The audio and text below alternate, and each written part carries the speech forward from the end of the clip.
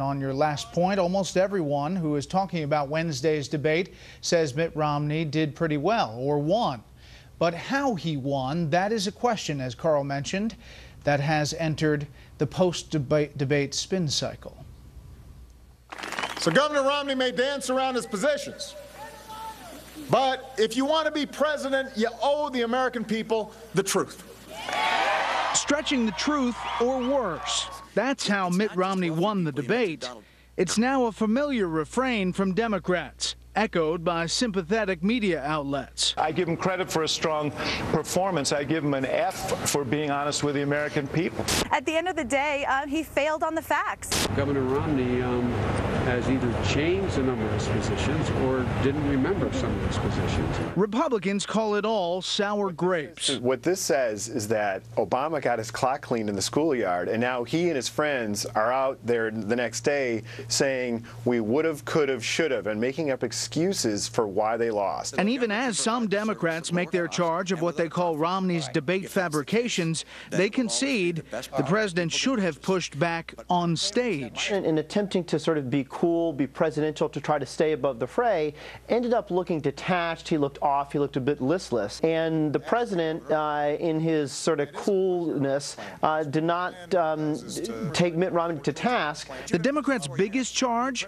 That Romney has a $5 trillion tax cut he won't be able to pay for, one that will force a $2,000 tax increase on middle-class families. That's all based on a study by the Tax Policy Center, which originally said Romney's plan could only be deficit neutral with a tax hike on the middle class. But Jim Engel fact-checked that for us Thursday night. The Tax Policy Center, however, later changed its assessment. It said if Romney put all deductions on the chopping block, then, quote, there is no reason why that full reform proposal would have to raise taxes on middle-class households. And a Tax Policy Center scholar objected to the way the Obama campaign used their research, saying, quote, I don't interpret this as evidence that Governor Romney wants to increase taxes on the middle class in order to cut taxes for the rich, as an Obama campaign ad claimed. When pressed Thursday night about the $5 trillion tax cut charge, Obama advisor Stephanie Cutter eventually conceded the point. It's a $5 trillion tab. But then when you close deductions, it's not going to be anywhere near $5 trillion. That's our analysis. Well, okay, stipulated. It won't be near $5 trillion, but it's also not going to be the sum of $5 trillion and the loopholes that he's going to close. So it is going to cost someone. Okay, they'll say, though, that you can do that. But the one thing that I can say is not true is the $5 trillion tax cut. You can. Which brings us back to the truth and finding it in this campaign.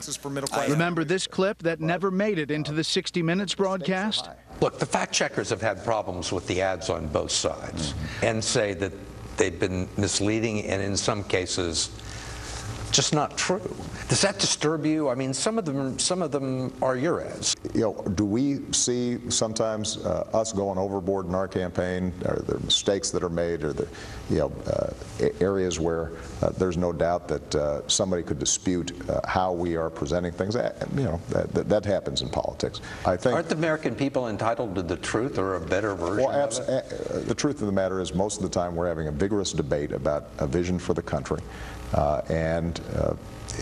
there's a lot at stake in this election. Is it going to be sharp sometimes? Absolutely. Larry Sabato says the Democrats' spin has been an effort to grasp some sort of messaging after a very tough debate. It wasn't just a loss. It was a devastating defeat for the president. And that's obvious to everybody across the spectrum. I mean, I have seen people agree on this particular point about that debate that I haven't seen agree on anything for years. People are never going to give as much credence to post-debate spin as they do to what they saw with their own eyes at the debate. It's not even vaguely equivalent. Basically, the only real chance for a comeback is not post-debate spin, it's the next debate. You actually have to produce, you have to do well, and that's going to be up to President Obama.